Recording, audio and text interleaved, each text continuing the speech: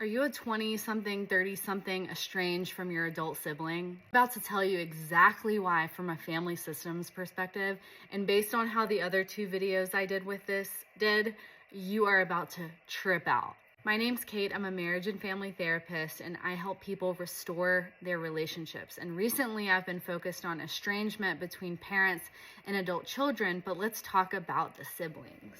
I'm gonna go over a summary of my past two videos, explain two new concepts, and then tell you how to fix them and go from estrangement to connection. And just because I'm a therapist doesn't mean I'm your therapist. I don't know your situation, so take what you like and leave the rest. Okay, so in my past two videos, I talk about the 3 stages that children go through from the time they're born to the time they become adults in their family system. Attachment, detachment, and connection. Most parents screw up at detachment. Their son only learns independence. They don't learn empathy in a relationship. They only know freedom. And so by the time they get married to the daughter-in-law, and there's issues all around with the mother-in-law, the issue is right here, he does not have the emotional skills to be in a relationship. And this comes from the family system dysfunction.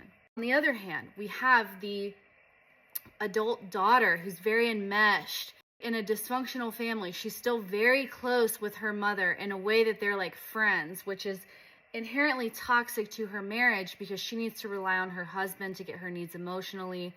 But the father never demonstrated that or modeled that. And so she expects emotional absence on a subconscious level in her relationship. Talk about that in another video. Now, I want to talk about the relationship between the anxious sister and the avoidant brother. This is where I introduce 2 terms that are going to blow your mind. Y'all are about to go crazy. Now, remember, this marriage is dysfunctional. Neither party is getting their emotional needs met. And so what that looks like if they are still married may be an empty relationship. There's no intimacy, there's no affection, there's no love, there's no like play. It's all kind of fake. Remember that word, fake. Another word for fake is pseudo. All right, so the 2 terms I want you to learn are pseudo-mutuality and pseudo-hostility. And these are the terms that define the relationship between the sister and the brother.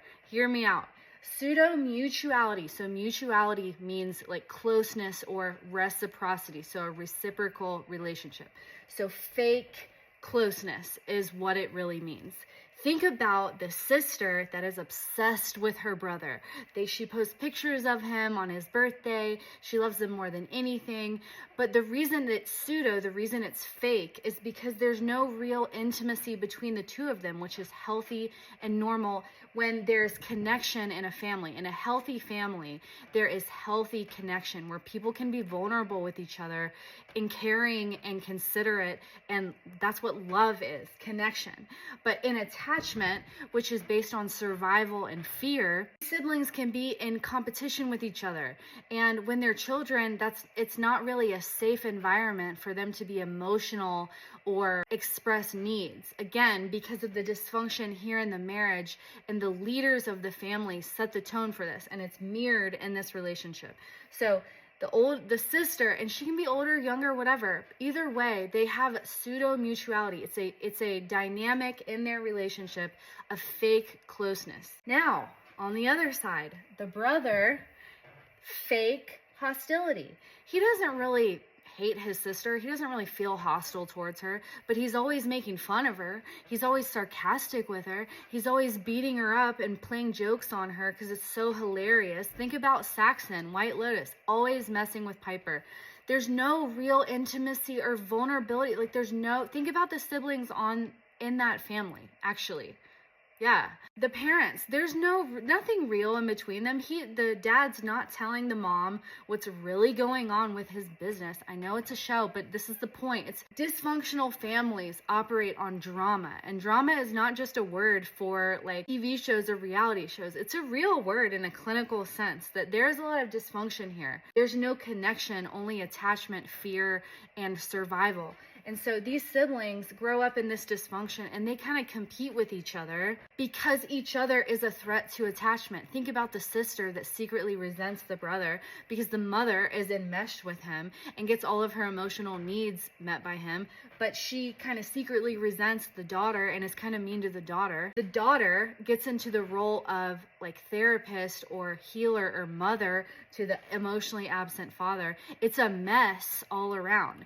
But the idea is that adult siblings in this stage of things, when there's pseudo-mutuality and pseudo-hostility that defines the dynamic of their relationship, estrangement is inevitable because they are attached, they're not healthily detached, and so they can't really be connected, loving, intimate, emotionally, where they can call each other for help, rely on each other.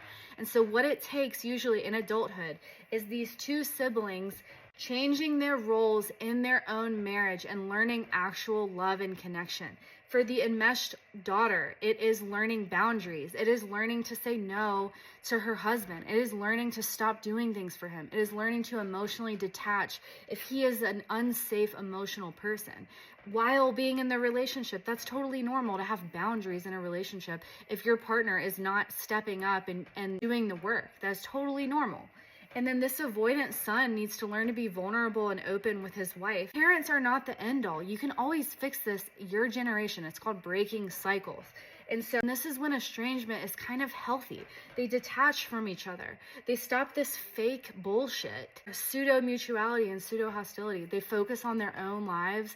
They kind of get humbled by marriage and their relationships. And that way they can come back and connect from a genuine, authentic place of caring and understanding. And now they have the capacity to do that for each other because they're doing it both for themselves, with themselves, also in their marriages.